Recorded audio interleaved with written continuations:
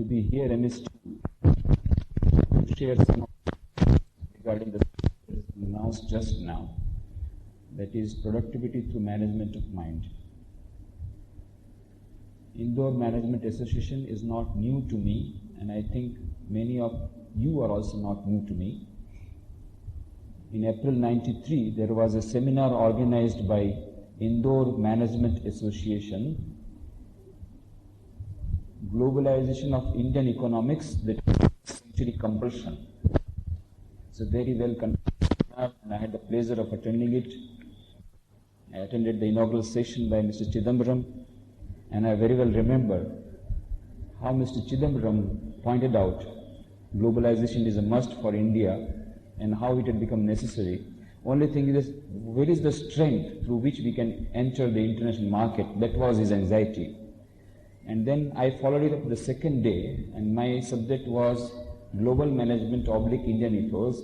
And I said, we have a strength in our Indian values and spirituality, and globalization of Indian economics must be preceded by Indianization of global management. 2 years have elapsed, and the time has shown that the things which we were dreaming are coming true at an alarming speed. We never knew that other countries, including Japan, will become so much interested in Indian ethos. Recently, the managing director of GTK was interviewed by Economic Times, and then he said, "Why are you coming to India?" In reply he said, "Well, we are now realizing without spiritual values we cannot survive in industries, and for spiritual values we depend on Zen, on Buddhism, on Buddha's wisdom, and Buddha is a product of India, and hence I am visiting frequently India to get inspired." And this is not only of Japan. In various other universities, Harvard, London, and various other industrial houses, they are all realizing the importance of Indian ethos. We in our country are at present facing the problem of globalization. Globalization has come through to a little more distance than what we were 2 years back. It has come to stay, and we have to bear all the consequences of it, willingly or unwillingly. Now, one of the consequences is, fortunately or unfortunately, is that we are compelled to think about productivity. Because so long we were enjoying monopoly in the market, we never bothered about productivity. We talked about it, we had seminars, we had training programs, but then we actually never gave serious thought to it because we were enjoying monopoly, and we were not bothered at what cost we are producing the product. As long as it is going, it's going. But now that the global market is open and we have to face stiff competition from multinational companies who are deliberately trying to incur a loss if it comes to, in order to wipe out the competitors in the beginning to start with. Now with that, now it has become compulsory, imperative for all of us to think very seriously about productivity. And what is productivity? Productivity, as you all know, has been defined as the ratio between the output and input. So, if we have more of output with less of input, we will say the productivity is increased. The prima facie view was that if you increase production, then the productivity is improved. That view has gone. If you increase production, that does not necessarily mean that your productivity is increased, because we will have to see at what cost you have increased the production. How much of the resources have been consumed.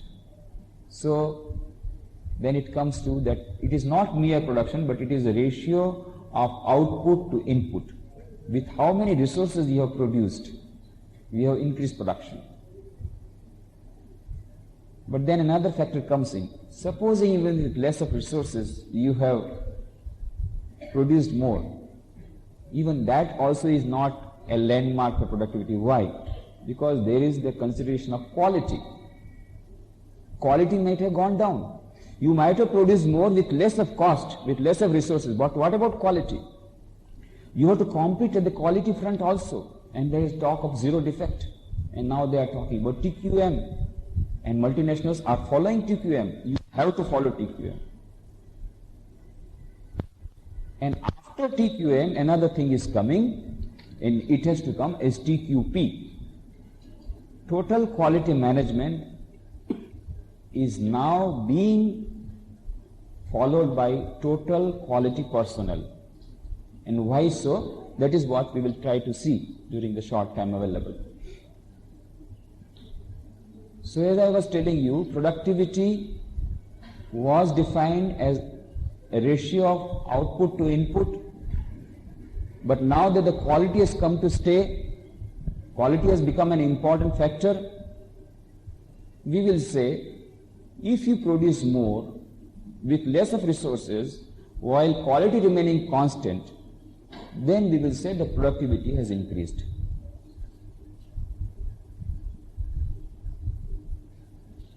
Well, even then there is an if.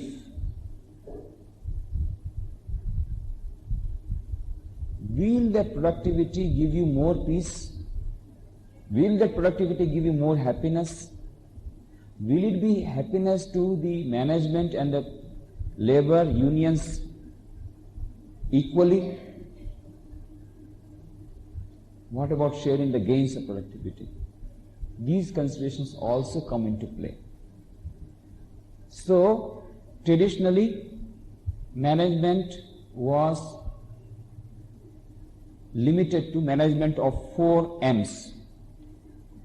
That is, management of materials management, management of money, financial management, management of machines, production planning and control and other designs, other techniques, and management of man, that is personal management. But now the companies, organizations are realizing that the 5th M is missing, and that 5th M is the management of mind. Mind you, when we are talking about management of man, we are talking about the management of other man, not myself. We are talking about the strategies of motivating him, trying to get the maximum work, exploiting maximum from particular persons through personal management. But we are not talking about managing ourselves. Managing our own mind is becoming very important. And now, particularly, Japan has realized it much more and much in a greater intensity than others, because they have gone to that stage where, with a stiff competition, with TQM, total quality management, they have wiped out the market. Right on American soil, they competed with the American industries, and they went ahead in economic front. But then, the Ministry of Health of Japan discovered that 42% of the employees of 44 years and above are suffering from mental disorders. Productivity is improved. Competition they have won. Quality they have improved. Production has gone up with less of resources. But then, at what cost? 42% of the employees of 44 years and above in Japan today are suffering from mental disorders because of high tension, strain on their mind, lack of peace of mind, restlessness, and what they call karoshi, that is dying out of overwork. So now they are understanding, they are realizing the importance of what Matsushita the chairman of Matsushita Electric Company had told many years back, we are now realizing in Japan. What is that? Matsushita had started an institute called PHP and also a periodical called PHP. What is PHP? P is equal to prosperity. So dear to us, we all want to be prosperous. We want money. We want profit. We want prosperity. But it has to be followed, accompanied by another H, and that is health, physical and mental health. And third P, another P is required, and that is peace of mind. If peace of mind and mental health is not there, all the prosperity is in vain. That is how they are now realizing. And Matsushita had written a book, Not for Bread Alone. And he said, a man cannot live by bread alone. That is what Bible said, an age-old wisdom. Now we have to realize, a man cannot live by bread alone. Well, not by bread alone means not by only Maruti 1000s or VCRs or gadgets, air condition, all is included in that bread. That is, a man cannot live by money alone. You may have millions of rupees in your bank deposit, but if you are mentally ill to an extent whereby you cannot sign the check and cannot withdraw that amount, well, it is of no use. Or if they are putting you in a mental hospital, 100 new mental hospitals are being opened on an urgent basis in Japan. Well, that is of no use. If they are putting you in mental hospital, all that money is of no use. So, PHP, prosperity is a must, but along with that we want H, health, mental and physical, and also we want peace of mind. And peace of mind, there is a beautiful book by Robert D. Raw. He has written the book Mind and Medicine, and he gives a beautiful sentence. You cannot purchase a small packet of peace of mind by any amount of money from a medical store. Go to a medical store, ask for antibiotics, give 100 rupees, they will give you antibiotics. Give 500 rupees, ask for a small packet of peace of mind, you are not going to get it.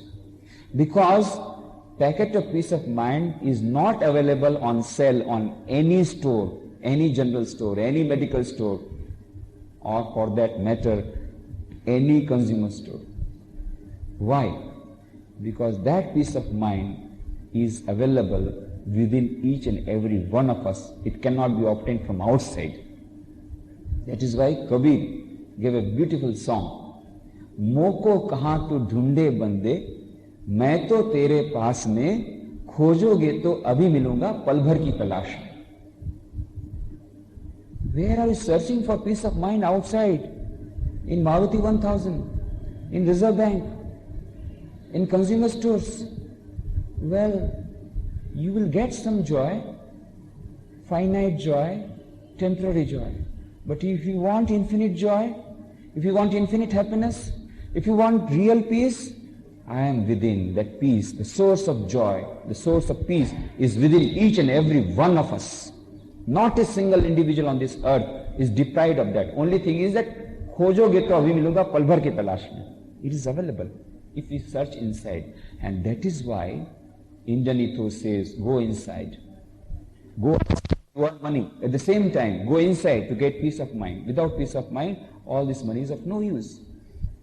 So, Indian ethos always goes for two things. Number one, abhyuday, prosperity. Second, nishreyasa, that is eternal peace.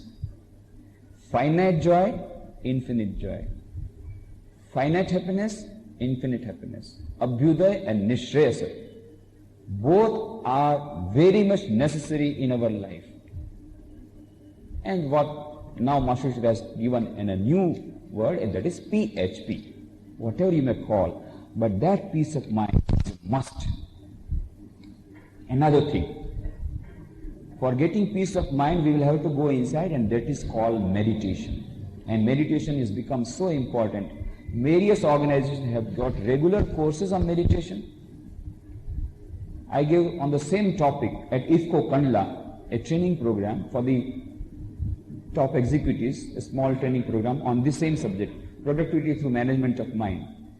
And now they have requested, Swamiji, you will have to come for 15 days, and the subject is how to reduce BP with meditation. Well, BP reduction is a byproduct of meditation. But then they got it. They started meditation, they got some result, and many doctors have now come for holistic medicine and they are advising meditation. Even for your physical health, meditation helps. Because both mind and body are interrelated. There is a beautiful book by Ralph Waldo Twain, In Tune with the Infinite. That is the name of the book. There he has given beautiful examples. The goddess of plague was going to Baghdad. Goddess of plague. You know, in Gujarat there was, in Surat there was plague. So in whole of country people were scared about the word plague. So there is a story given. The goddess of plague was going to Baghdad, and somebody asked, where are you going? I am going to Baghdad to kill 5,000 people with plague. After a few days, the goddess was returning. Then the man asked, you said you are going to kill 5,000 by 10. You were told 5,000. Well, what I said was true.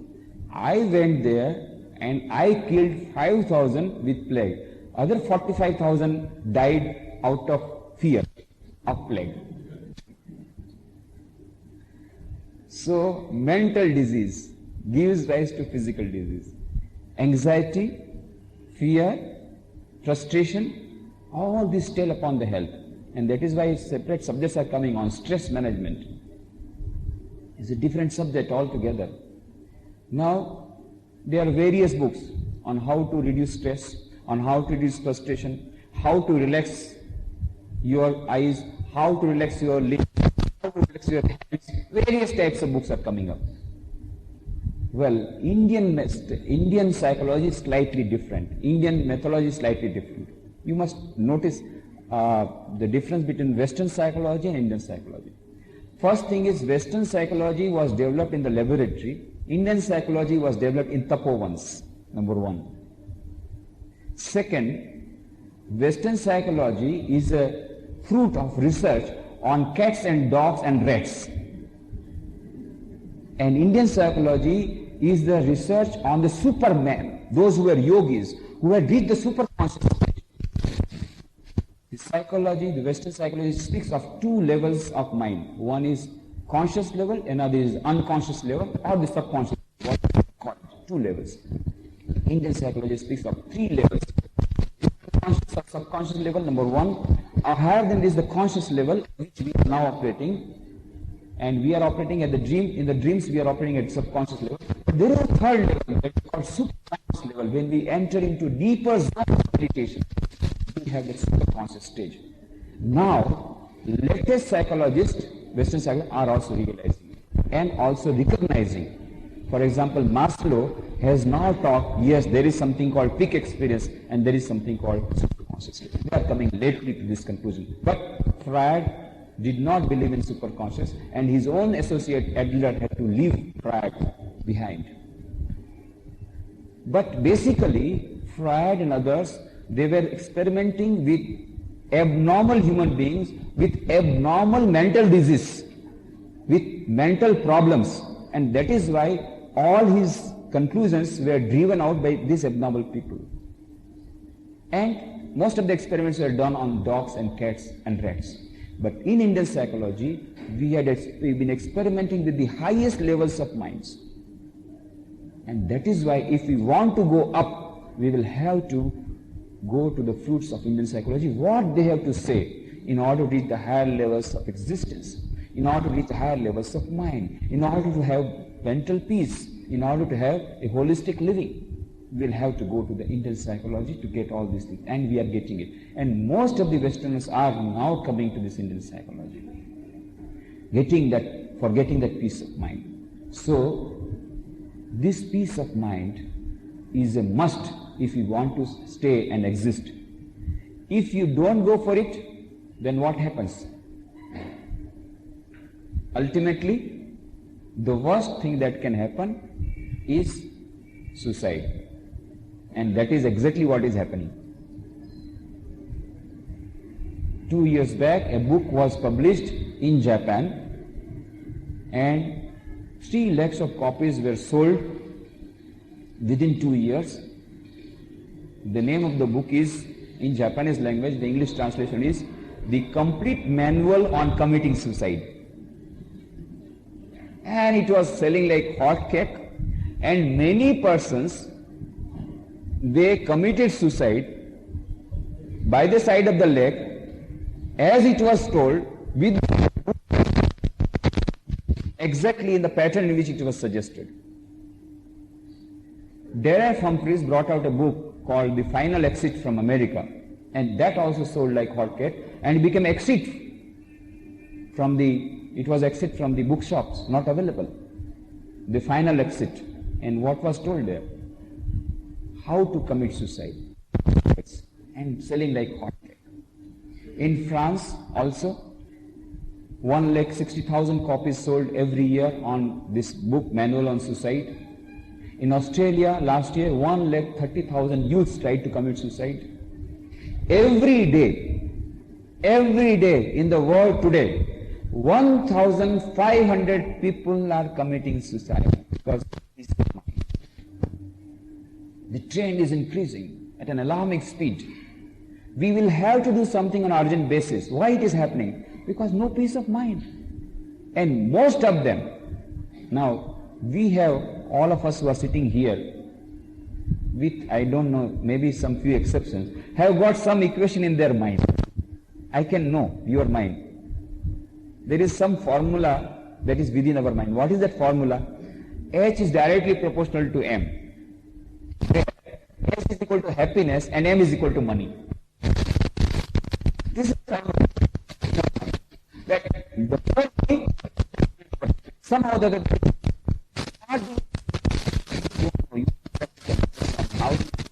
in the world today, money is the whole thing. You do not know. If you have money, you can purchase Maruti 1000, you can go to a store, you can get medicine, you can purchase doctors, you can purchase the lawyers, you can get the case in your hand, you can bribe the income tax officer, you can bribe even the minister, you can bribe the officers. Not only that, even if you want God, go to a temple, give a little bribe to the pujari, he will give you special darshan from behind. You can purchase even God by money. What do you mean? H is directly proportional to M. And with M, everything is there. M is our God today. But if statistical analysis is any trend, if you believe in statistical analysis, if you believe in facts and figures, the highest standard of living are in 3 countries: Sweden, Japan, United States. Japan has gone above United States. I don't know. I don't know the latest figures, but when America was having $21,800, Japan was having $23,800. It might have increased more. Per capita income, I'm talking about. Whereas compared to India was at that time $350, America was $21,500, and Japan was $21,800, and Sweden was also about $21,000. But the maximum number of suicides are in America, Japan, and Sweden. The highest standard of living, the highest per capita income is in 3 countries in the world: Sweden, America, and Japan. And highest number of suicide rate is in America, Sweden, and Japan. Hence the conclusion, H is inversely proportional to M. The more the money, the less the happiness. That I don't mean to say that from today close the industries, close your money-making business, and close your shops. No, we will have to go for profit and maximum profit. India is falling behind miserably. Only $350 per capita income. We must go more than $23,800 of Japan. Yes, we must go, and we are going to go. India is rising. The best economic experts are telling India is rising at an alarming speed in economic front, because they do not know why. It is coming up. and it has to come up, it will come up. And we want economic development. It is a must. At the same time, we have to be alarmed. If others are falling into the wells just in front of our eyes, let us not also follow them and fall into the trap. Let us be little wise. In Bengali, there is a beautiful saying, Keu dekhe shikhe, keu theke shikhe, keu thekeo na shikhe. Keu dekhe shikhe. When some people, they understand only by seeing. They learn only by seeing. That is, supposing if they see somebody is falling into the ditch, then they become aware, no, we don't have to follow that path.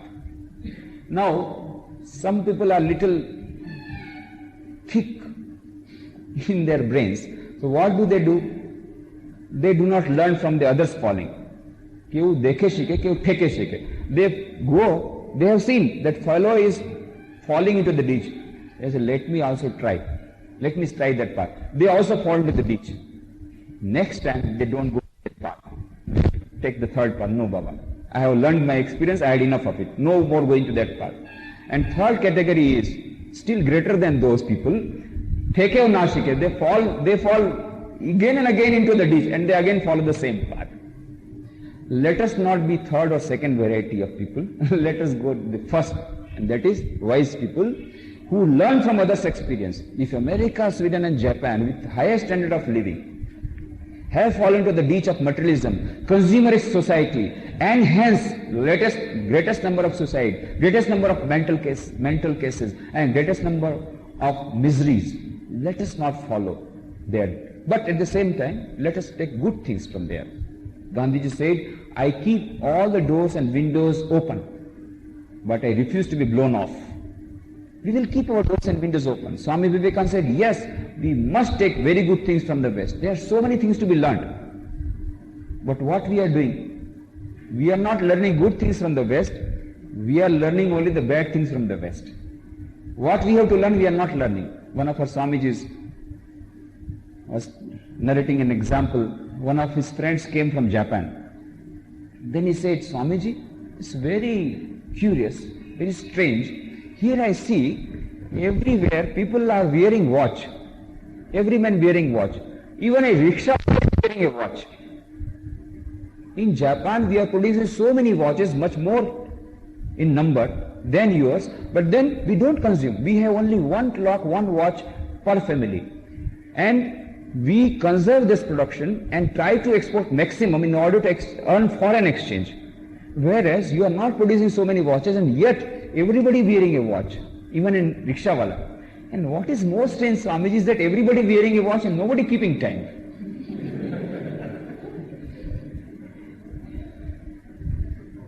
So we have Indian standard time. Half an hour should be there minimum. There will be gap between the time of starting and the time that is announced. Why can't we learn something from the West? Punctuality. But these are the things to be learned. There are so many things, hard work, honesty. But that we are not learning. Through our cable TV, we are taking so much of dirt, so much of poison from them. Let us now be alert. What are the things we should be discriminating? What are the things we should export, we should import, and what are the things we should export? We have our beautiful, great cultural heritage and spirituality, which is lot in demand all over the world. Let us export it. And that is precisely the reason why Swami Vivekananda went 100 years back to America, to export, to take our Indian spirituality, and in exchange to bring the science and technology from the West for the betterment of the poor of our country. That is still to continue. Still we want the latest technology. So technology-wise, we have to still go a long way, and it is coming. Technology is going very fast. Communication technology has come up. It has gone to such an extent, within December this year, we will be having cellular phones, e-mail, everything has come, pager has come. Communication technology is going at an alarming speed. A revolution has come. Communication will never be the same again, they say, they are right. But we have to remember, let this communication be not at the cost of another communication. Today what has happened? sitting on the sofa set. We have such a nice communication technology. We and can talk to thousands of miles. Very clear voice. You can talk to America, Canada, Japan, London.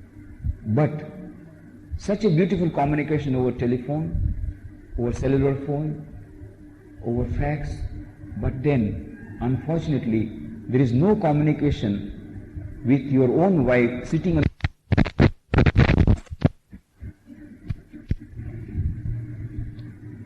strife. The wife keeping away the food, he is taking the food, going, but no talk. Conflict between father and son, and now the mother-in-law, daughter-in-law has become a very old story. Now mother and daughter strife has started. No communication between mother and daughter. Daughter-in-law is gone.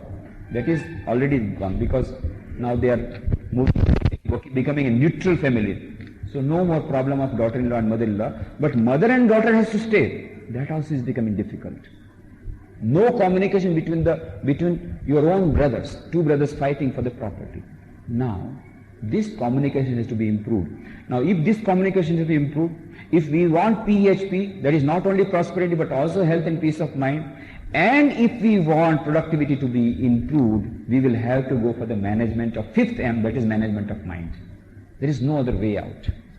We will have to go for it. Why? Because productivity will depend on your efficiency, and efficiency will depend on your quality, and quality will depend on the concentration of your mind. So when I go for talking about productivity, I say improvement of productivity can be done by management of 5 M's, not 4 M's. Now there are enough number of experts to talk about management of other 4 M's, that is financial management, management of money, management of man, that is personal management, there are many experts. Then also management of machines, production planning control, and also management of materials management. A lot of experts are there. But the fifth M is important, that is management of mind. And here Indian ethos play an important part, and that is why I try to be more emphasis on that. Now, productivity in an organization will depend upon the productivity of every individual working for the organization. And productivity of an organization will depend upon his management of mind. Because of two reasons. One, he must have peace of mind. He must be bereft of all stresses and strains. He must be bereft of jealousy, envy, anger, which has become a daily part of our daily life. What happens? An executive is going to the office, and just while he is leaving, he has a quarrel with his wife. So he goes to the office. He cannot tell anything to wife because he knows if he goes 5 degrees centigrade higher, the wife will go 50 degrees centigrade higher. It will be difficult to contain that heat. And so he simply lives in a rush. And what happens? He comes to the office and he fires left and right his own subordinate, supervisor. He has to ventilate his feelings. So now the supervisor is very much astonished. I have not done anything wrong, and why the boss is so fiery today? He cannot understand. But he also cannot speak because it is a question of his existence, of his job. So what he does, he goes to the workers and fires left and right and ventilates his feelings. The worker cannot do. Poor fellow. He cannot speak before the supervisor, but he gets so much agitated, he comes in the evening and fires right and left his own wife. The circuit is complete.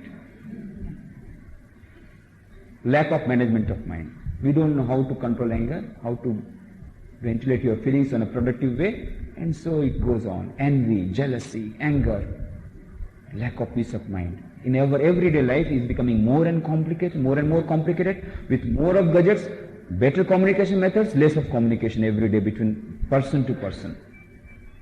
This is because of lack of management of mind. And second thing is, you all want to improve efficiency, your individual productivity, if it has to be improved, you must have concentration of mind. Yoga karmasu kaushalam. That is what Bhagavad Gita says. What is yoga? Yoga is nothing but dexterity in action, efficiency in action. And this efficiency in action requires a mind which is detached, a mind which is witnessing, a mind which is concentrated. A concentrated mind can work 50 times more than an average mind. This can be verified in our everyday experiences. Emerson, the great thinker, beautifully told, the secret of success in war, in trade, in commerce, in every management of human affairs is concentration of mind. The secret of success of any player, of any musician, of any artist, of any industrialist, of any businessman, of any student, of any teacher is concentration of mind. The secret of success of any great man or a woman, this concentration of mind. If you go deeper into the personality, you will discover that. Example, Swami Vivekananda, such a great person. How he became such a great person? He himself gave the answer, concentration of mind. What a tremendous power of concentration he had. Once he was reading Encyclopedia Britannica in Calcutta, when a disciple came, Sharat Chakravarti, and he said, Swamiji, it's such big volumes, it will take lifetime to read all these books. Swami said, what do you say? Within last 10 days, I have finished 10 volumes. 10 volumes, such big volumes in 10 days. I don't believe. Impossible. Well, if you don't believe, then you do one thing. From these first 10 volumes, you ask any question. And Sharat Chakravarti, the disciple, asked many questions. And Swamiji gave replies to all the questions, sometimes quoting the very language of the book, verbatim. And the disciple was astonished. Swamiji, this is miracle. Swamiji said, this is not a miracle. This is the power of concentration of mind. If you have more concentration of mind, then you can do a particular work in 1/10 of the time, 1/20th of the time, 1/100th of the time, as the concentration increases. When he had been to Khetri in Rajasthan, the Maharaja of Khetri, Ajit Singh Ji, became his disciple, and he gave lodging in his own palace. Swamiji was reading the books, just scanning through the pages, putting one book, taking another book, pages, read the other, and observed. Maharaja Ajit Singh observed for some time. And Swamiji, you are just turning the pages of the book. You are not reading. What do you say? I am reading the book. I am seeing myself, you are just turning the pages. You ask any questions on the books I have just now finished. Maharaja Ajit Singh was curious. He asked many questions. Swamiji gave replies. Swamiji, I saw you are turning the pages and you got. You see what happens, Maharaja, that when a child starts learning, he starts with alphabets A, B, C, D. He reads letter by letter. But when he grows up, he starts reading word by word. He grows up, he starts reading sentence by sentence. And when the same power of concentration further increases, you read page by page. So Swamiji had a photographic memory with the power of concentration of mind. And that is why he could do it. And not only studies, anything. When Swamiji was going to Chicago, he was on 31st May, he was just boarding the ship when some of the devotees who came to see him off, they observed, Swamiji, you are not carrying any books, such a small luggage. And you are to speak before the Parliament of Religions and International Gathering. You are not carrying books. What to do? Anyway, I have got a beautiful book, Sarvadarshan Sangrah by Madhvacharya. Please take it. This book will be very useful to you. Then Swamiji said, oh, Sarvadarshan Sangrah, in that book, these are all the chapters, this is the thing that has been told, and he went on telling page by page what is written. The person who suggested kept back the book in his bag. He had not the courage to give it him. He knows everything by heart. So, concentration of mind gives mastery over each and everything, not only in studies, in each and everything. Now, some of the Orthodox Christian missionaries, when Swamiji became very popular and when Hinduism was going ahead and the Orthodox Christianity was being attacked, was being harmed, so some of the Orthodox Christian missionaries, they invented a plan. They invited Swamiji to a coffee party. And there they started asking various questions on Christianity. And Swamiji gave so many answers and sometimes quoted some books which were not known even to them. And he narrated the life of Christ in such a superb manner, and he gave so many examples from Christian literature that they could not do anything. Now what to do? We have to show him down. So they started asking questions on chemistry, let us see. But astonishingly, Swamiji was equal even in chemistry. He gave all the replies on the subject of chemistry. Chemistry was not his subject. He had passed his BA, Arts, and then LLB. But because of this memory, photographic memory, so many books he had read and all had become a part of his memory. When Swamiji went to America second time, a very interesting incident. He was passing through a bridge, crossing the river, and he saw 4 cowboys. They were trying to shoot at the eggshells that were floating on water. Now the cowboys were shooting, but then the shots were going in vain because the eggshells were going up and down, up and down. Now Swamiji saw for some time, and then he could not help smiling. When these cowboys saw Swamiji is laughing at us, they became furious. Swami, you are laughing at us? Okay, let us see how you shoot at them. Take up the gun. They handed over. Let us see how you shoot at them. You are laughing at us. Let us see how you shoot at them. Now Swamiji had no alternative. He took up the gun, just aimed at the eggshells, and had 5 shots, 12 shots, and 12 shots, 12 eggshells, all gone. One by one, fat. And then the cowboys got amazed. Swamiji, how long you are practicing this shooting? We have been practicing from 5 years. We could not do it. How long you are practicing?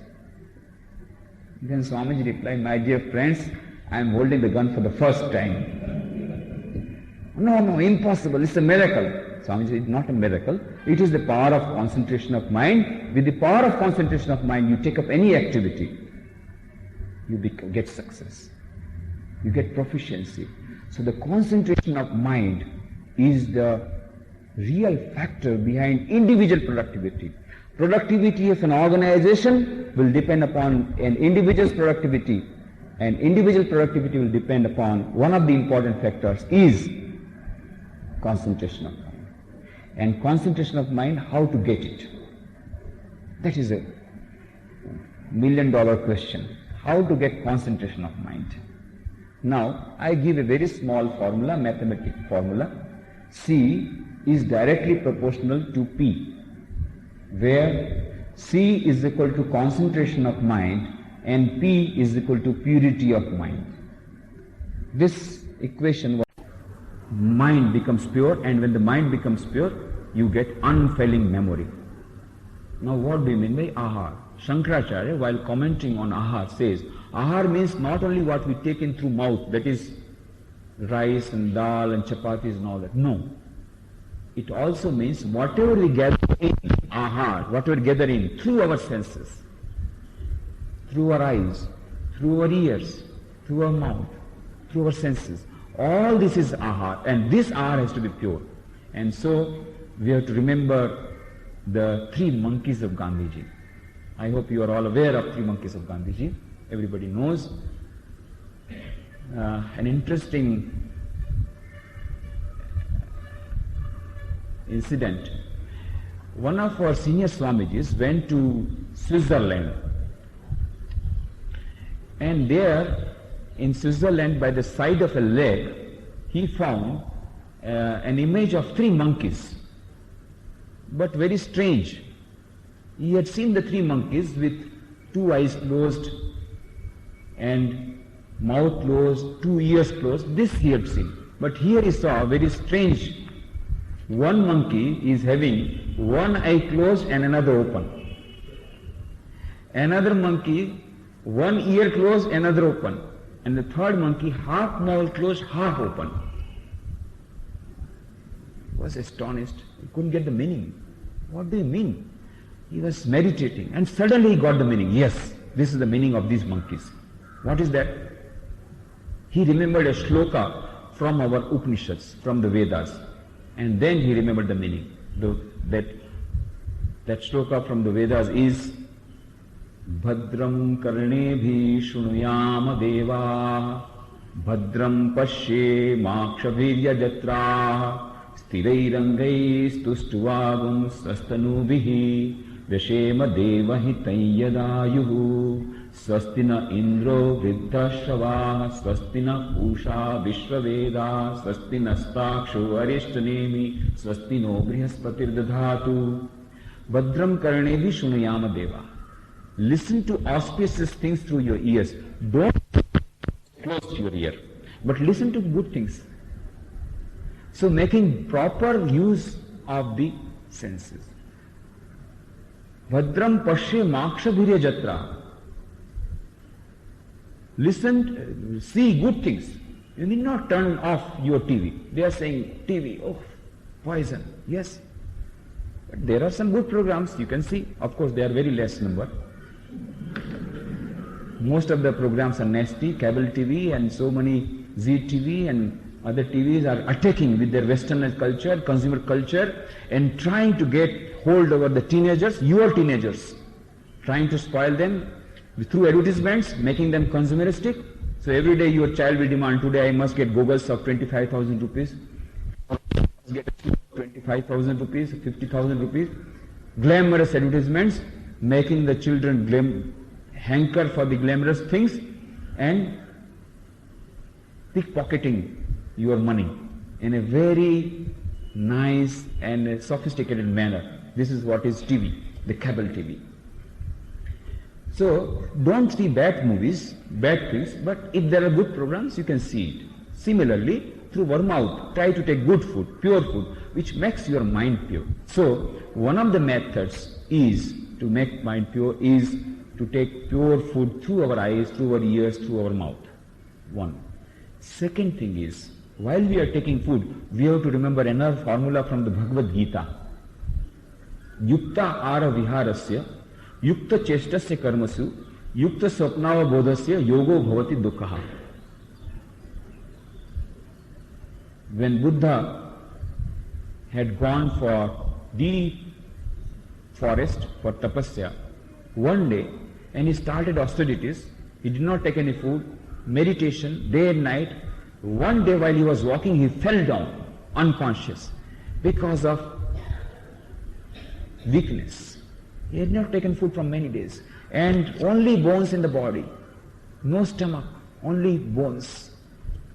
And he fell down unconscious. Slightly, when he regained slight consciousness, he suddenly heard some nautch girls, dancing girls, going along the highway to the palace of the king, singing a song. And when he heard this song, my God, the message which I could not get from great tapasvis, from the great yogis, this great wisdom I am learning from these dancing girls. What a great message from these dancing girls through their song. What was the song? The song was, do not keep the strings of your veena very much tight. If you keep it very much tight, they will break.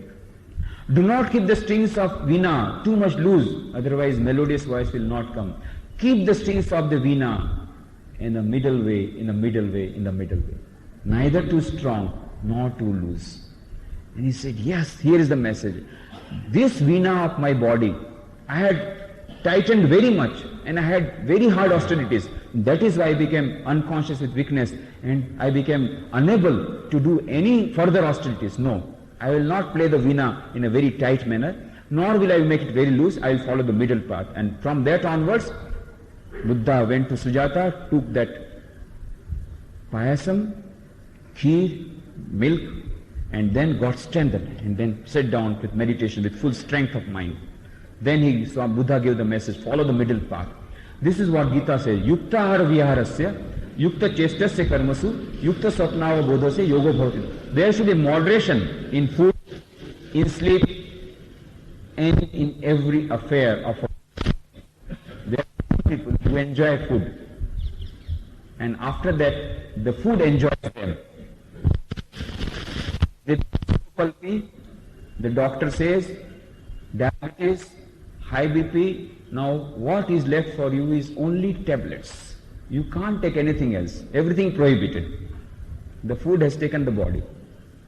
So, if you go to nowadays the marriage season is there going on, if you go to a marriage festival, a marriage ceremony, and sometimes the competition goes on, and if your friend gives you 40 rasgulla or gulab jambu or sweets, and you take 40 sweets, supposing, and then you come to your table for working, for studies, and then you say, I cannot concentrate mind. How can you, with 40 sweets running riot in your stomach? Another, if you have got, some people they enjoy fasting. If you are fasting for 7 days and if you are not able to concentrate your mind, well, that is another extreme. Similarly, sleep. Some people enjoy sleep, and the more they sleep, the greater the sleep overcomes them. Finally, they are left with very few hours of waking, and those waking hours are also in half sleep. Naturally, the sleep has overcome them. That is also another extreme. And other people, whole night they are tossing from one side to another side. They are not getting sleep. This is another extreme. Both have to be avoided. So, moderation in sleep, moderation in food, this is what is Gita's message. This will give you concentration of mind. So these are all very small things I have talked about. That is for concentration of mind. And another thing is regularity of mind.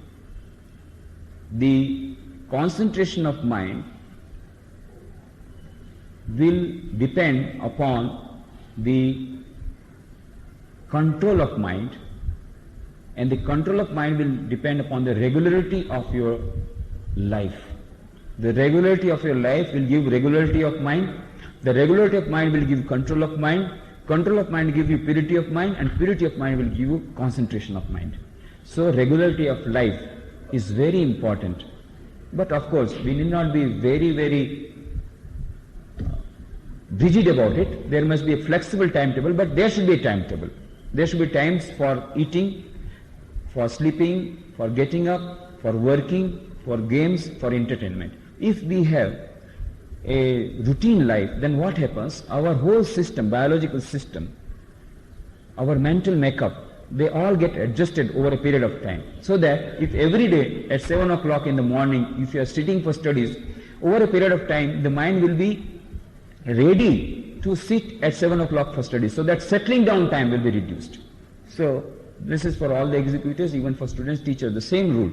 That is the regularity of life. These are all some of the things that I have told about the concentration of mind. And another thing is the peace of mind.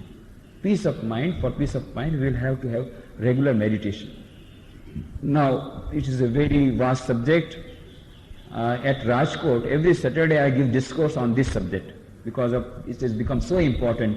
It ought to be taught in our all educational institutions, which they have started in America. They have started this subject on meditation as in a syllabus. But in India we have to go a long way. In industries they have started training programs on transcendental meditation and meditation and all that. But anyway, because it is not available in educational institutions, so we started in Rajkot. Every Saturday I give discourse on this subject, concentration and meditation, this management of mind. And already 109 lectures have been given of 1 hour each. And they ask, Swamiji, when it will end? And then I say, well, let it start first. We are still in the periphery. There is nothing called instant samadhi. People, they want instant samadhi, like instant coffee. Please give us some. You take any amount of money, but we give us some integrated approach. Just on asking. Instant samadhi. $500. Yes, there are shops open in America. $500 instant samadhi. But afterwards, what happens to you? If you end up in a mental hospital, don't ask. You may get certain experience for the time being and then end up in a mental health problem. So, let us be very patient. Management of mind is not going to be an easy task. Mind you. And I am telling you this because you should not be discouraged that you are told about meditation.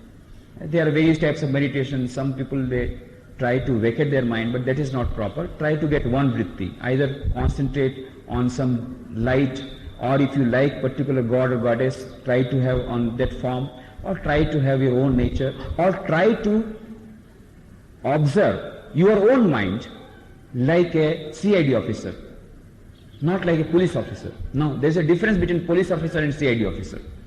You must mark the difference. What a police officer does, when a police officer is watching anybody, as soon as that particular thief tries to do some mischief, the police officer goes and catches hold of it. No. What CID officer does is, when some person is doing something, anything bad or anything unwarranted, the CID officer is not going and catching hold of it. It's simply making observation. This fellow went from this place to this place, he did like this, then he went to this. He's just noticed it. So we have to observe our mind like a CID officer, not like a police officer.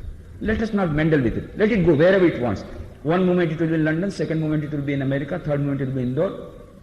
Just now you are listening to the talk, immediately within a second it goes to the kitchen of your house, what is being prepared by my wife. Similar, suddenly it comes, no, I have to go to the party. It goes on, jumping.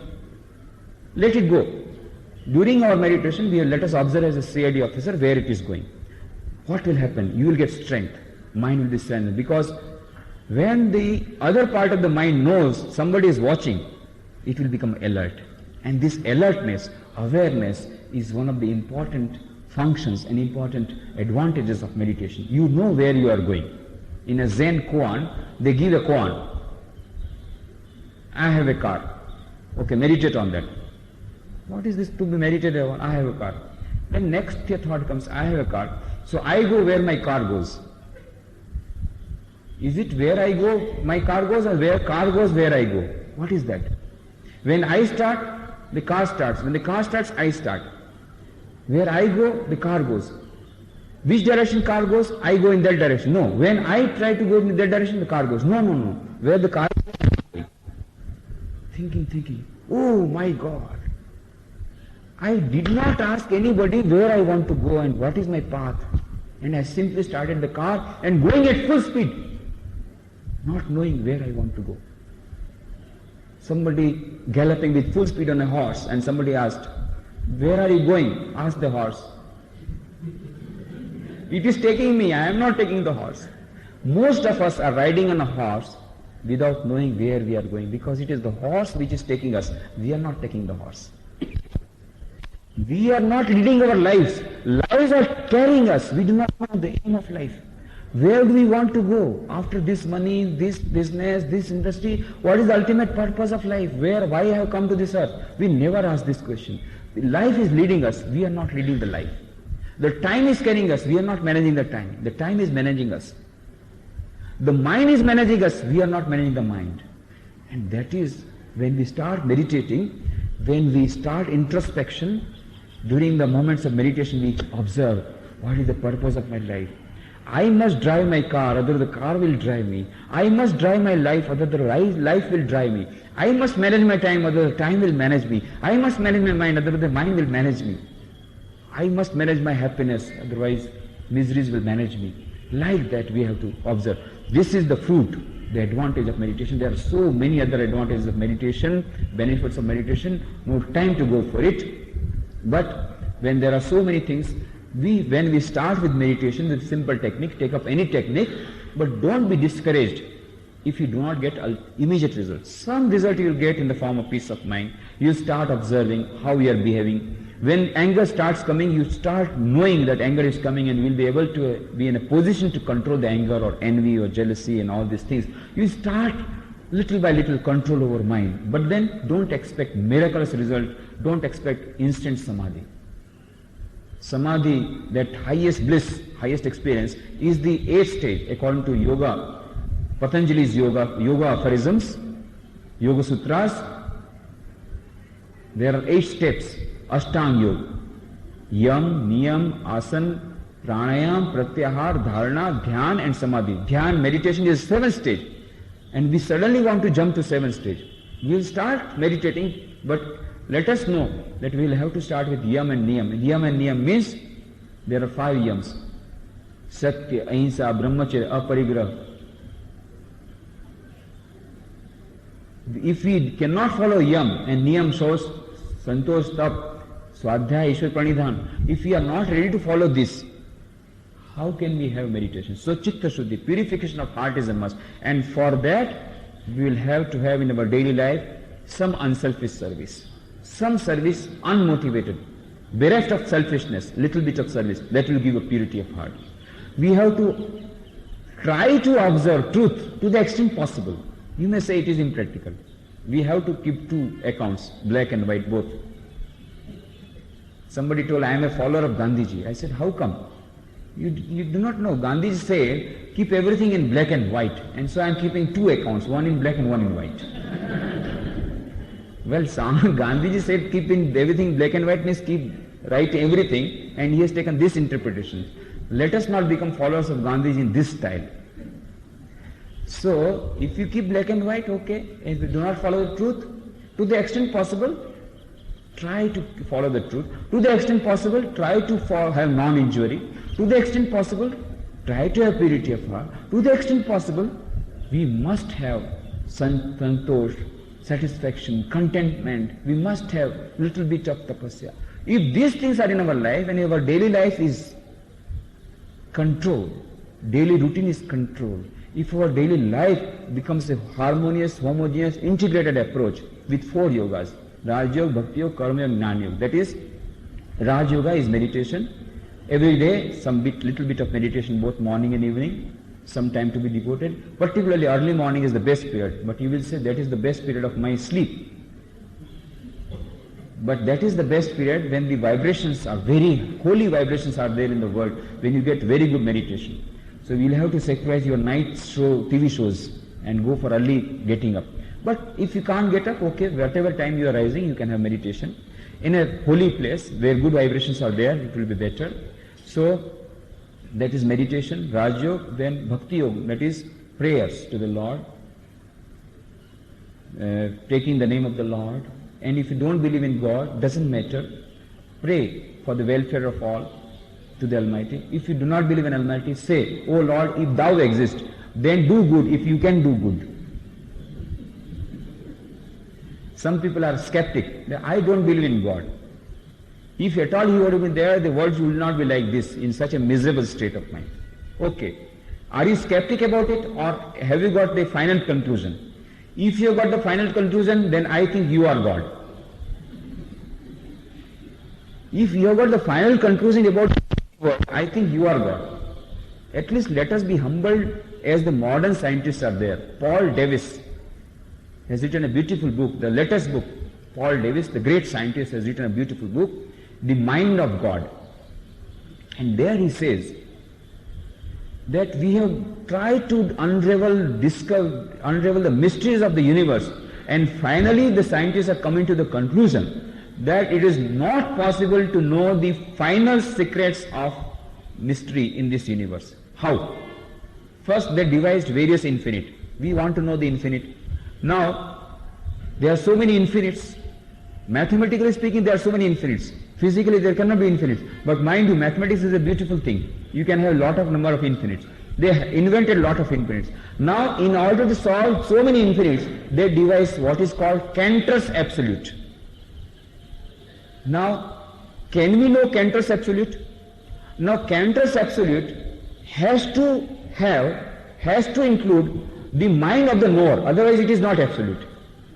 Now, if Cantor's absolute includes the mind of the person who is trying to know the Cantor's absolute, how can he know the Cantor's absolute? That is the riddle. That is the strange phenomena, and that is why Paul Davis says it is not possible, and perhaps meditation is the only medium by which we can know the mind of God, and there is no other medium available for the modern science. Even the modern scientists are coming to meditation for getting the secrets of the mysteries of the universe.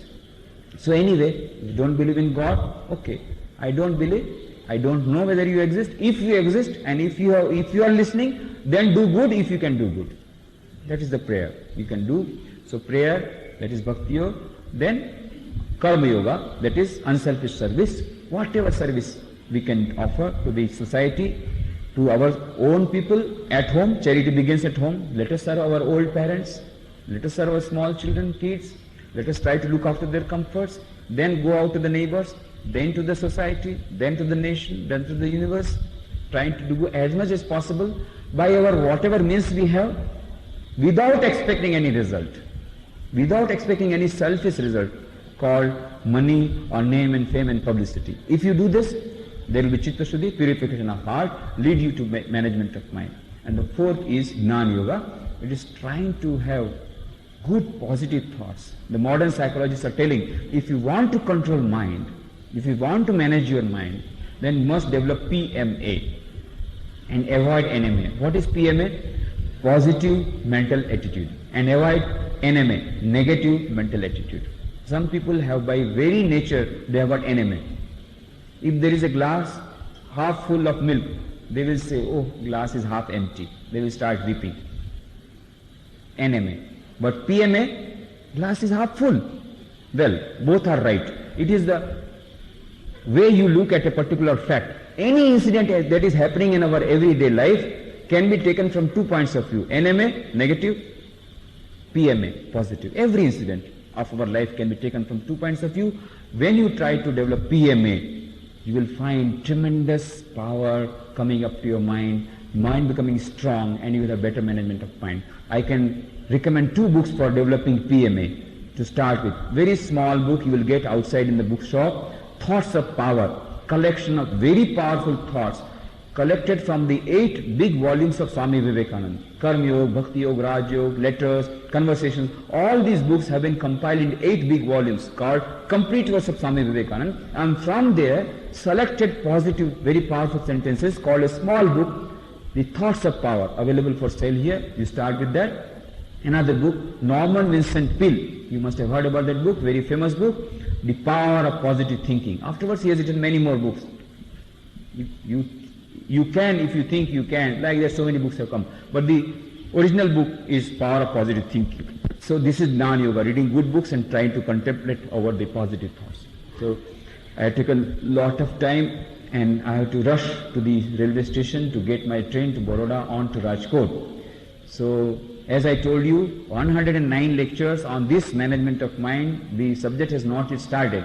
And how can you expect me to finish the whole subject within an hour or so? But then I have tried to give the fundamentals. If by this talk, if any one of you feels that the management mind is very important for in our daily life, and if starts thinking about it, start reading these books, start contemplating over it, gets the importance of it, then I will feel my coming and talking to you has been fruitful. Thank you very much.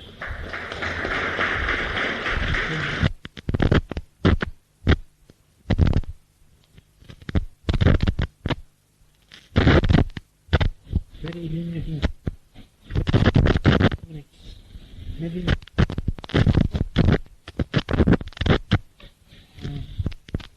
any questions? Yeah. Swami, I have a question. If we manage our mind at a time when you have a national income of $350, or reach $2,500 and then manage the mind? Yeah, very good. Very good question. Now, if there is a patient that is dying of a particular medicine, would you like to give that medicine after the patient is dead or when the patient is alive?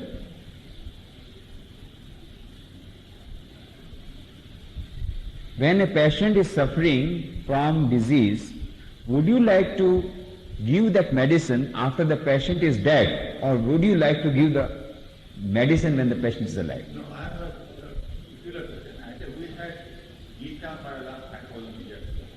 We had Swami Nikhileswarananda and this servant, for the last 200 years.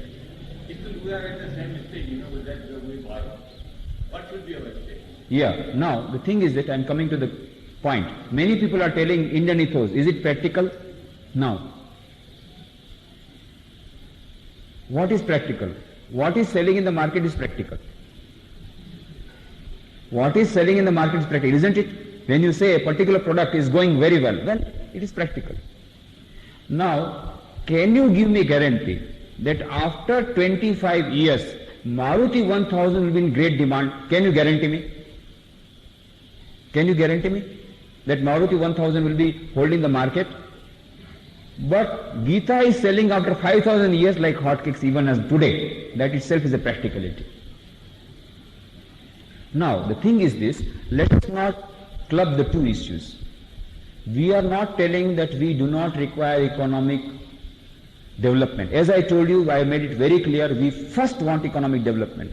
And Swami Vivekananda said, an empty stomach, no religion.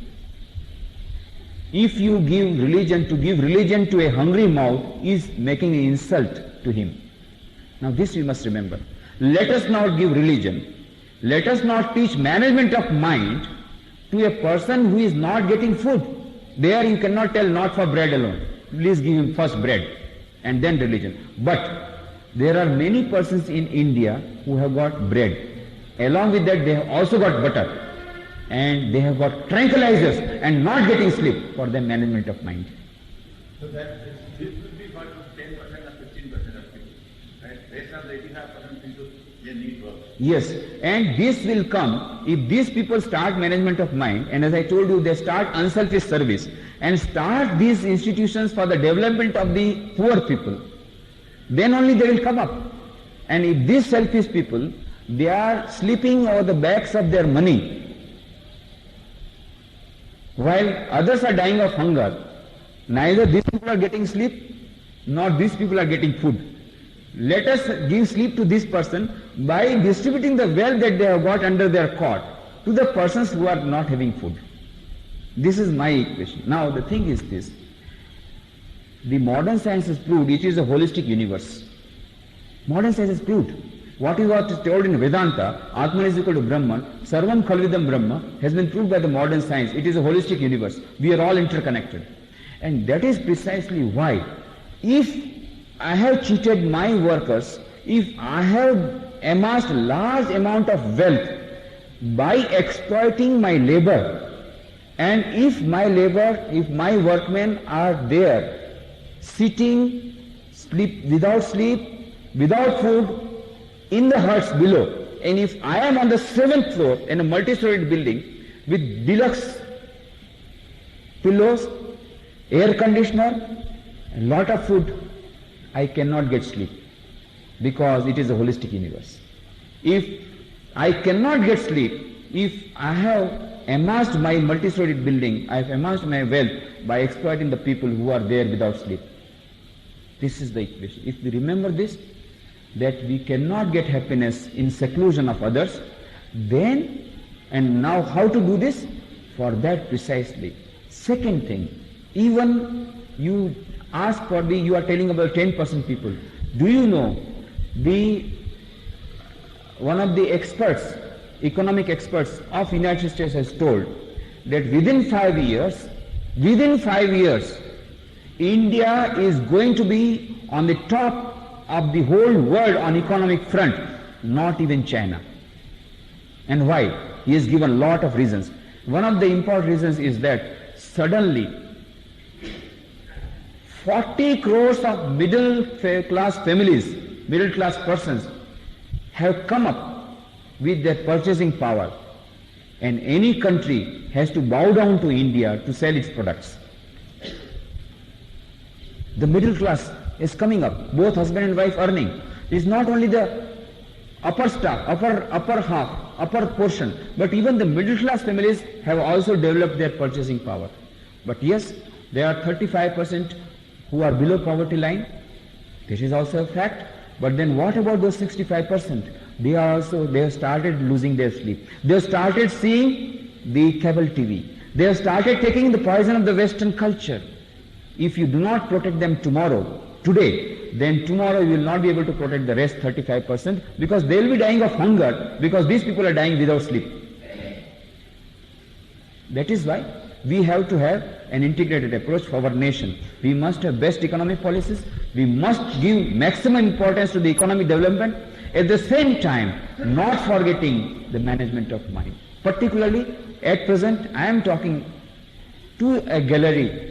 When I was in Ranchi, just now you heard, I was in Ranchi for 10 years. We have rural development project. I used to go at night even to the villages, and there we were concerned by giving them training on how to develop their agriculture, how to develop their income. There I was giving my more time on managing their income.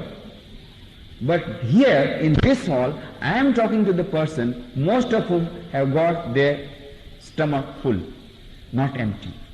Even if they have kept empty, it is because of the doctor's advice or because of some religious advice. So, because I am talking now, so I am talking on management of mind. Yes. You talk of peace of mind and purity of mind. Now, do you think it is hampering the innovational inventions and discoveries? Discoveries, it is hampering. Yes, inventions and innovations. It can never hamper, because the purity of mind will give you, and the peace of mind and purity of mind both are corollaries, and if this will give you concentration of mind, and without concentration of mind there can be never an invention. And mind you, most of the discoveries, most of the inventions of the modern science, of science, have been from meditation. Einstein himself recognizes it, Newton recognizes it, many of the scientists have recognized that their discoveries have come not from the laboratory, during the times of meditation. And meditation is possible only if the mind is pure and in peaceful stage, in a tranquil stage. So, peace of mind, purity of mind goes hand in hand, and meditation goes hand in hand with discoveries and inventions. Even of the materialistic world, even in the materialistic world, even in the physical world, even if the physical inventions are also guided by a peaceful mind. Yes? Last question. Swamiji, when you say management of mind, it is for the individual. And for many managers or the people who manage the enterprises, it is the management of minds which is of importance. Yeah. Self-mind, of course, but when you're talking about an enterprise, it's management of minds. Yeah, very true. Hundreds and thousands. Yeah. So would you like to split it? Yeah, very true. Now the thing is this, as I told you, the organization, productivity of an organization will depend upon the productivity of an individual, and productivity of an individual will depend upon the individual's mind. Now, second thing is, also that is true, the productivity of an organization will depend upon how you manage other people, that is personal management. Now in personal management, so far what we were thinking was the Maslow's theory of motivation we were trying to arrive at. And that is why we thought the needs of the individual are only at the physical level, at the most up to the reputation level. But we did not recognize the needs of their minds. So there also we have to remember, when we are talking about personal management, there also it is not the management of the persons as physical, biological human beings who requires only food, clothing and house and recognition. No.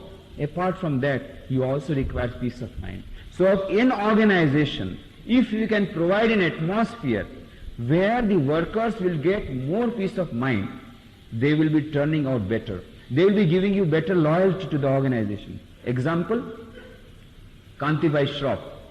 When he started his business, his mother gave him 10,000 rupees and said, Kanti, only one advice. Treat your workers as your own brothers, as your family members. Only one advice. Kantibai Shroff started with a small industry, Excel Industries Limited. Today, the turnover of Excel Industries Limited is 225 crores of rupees. Profit, crores of rupees. Making lot of charities. Why? Because management of mind of other people. How? By family relationships. From the very first day, Kantibai started by dining together. General manager, manager, workers, all are dining together the same food. Even today, there are thousands of workers, but there is only one canteen, only one dining hall, and general manager, managing director, all the workers are eating together the same food. That has given them a sense of belonging. That has given them the peace of mind, because they know it is my concern.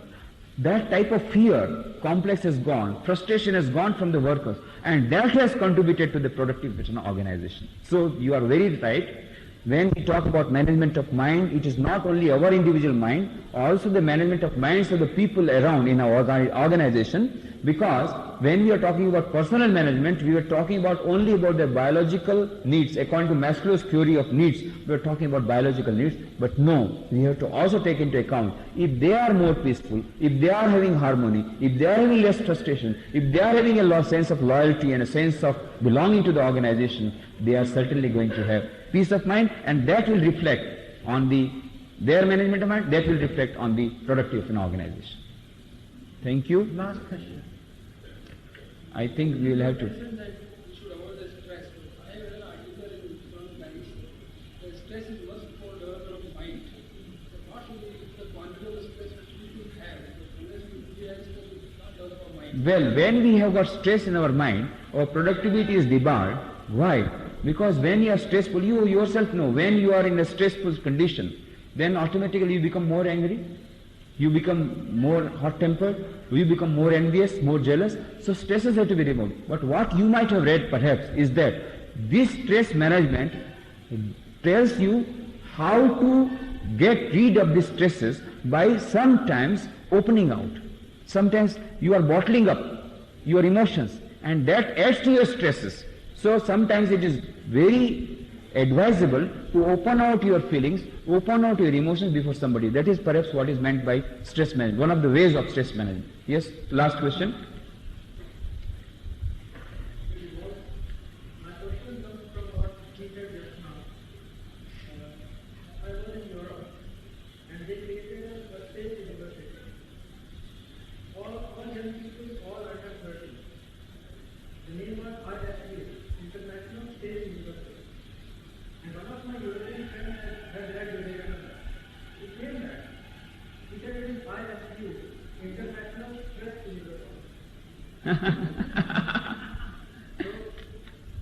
So the question then was, the main question that we asked, we get so much of information, and that is what is happening with cable TV and everything.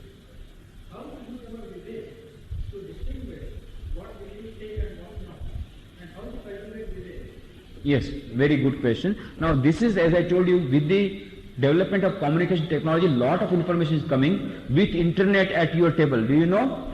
You will have internet shortly in India, and in your table in your office, the information contained in all the libraries of the whole world will be on your table, on your internet, if you are connected with internet. It is happening. So lot of information, and with lot of information, lot of stresses in the mind. Mind is pressurized. That is why he says very rightly, we will have to developed power of discrimination as to what is the type of information that we want. This is a transition period. Man is wise. Gradually he will understand that what we want, even if we have truckloads of food, what we want is only 4 chapatis, and if I take 5th chapati, I am going to fall ill. Gradually he will develop that. Similarly, with regard to information, he is going to learn that we require minimum of informations, that optimum number of information, not minimum or maximum, the optimum number of informations for the enrichment of our life. This we will have to develop, and unless until we develop, we are going to have, as you rightly told, it will be, instead of space organization, it will be stress organization. So thank you very much. I wish I could answer other questions, but then I will have to rush back. But I am very, very happy to know your interest on this subject of management of mind. Thank you. I request that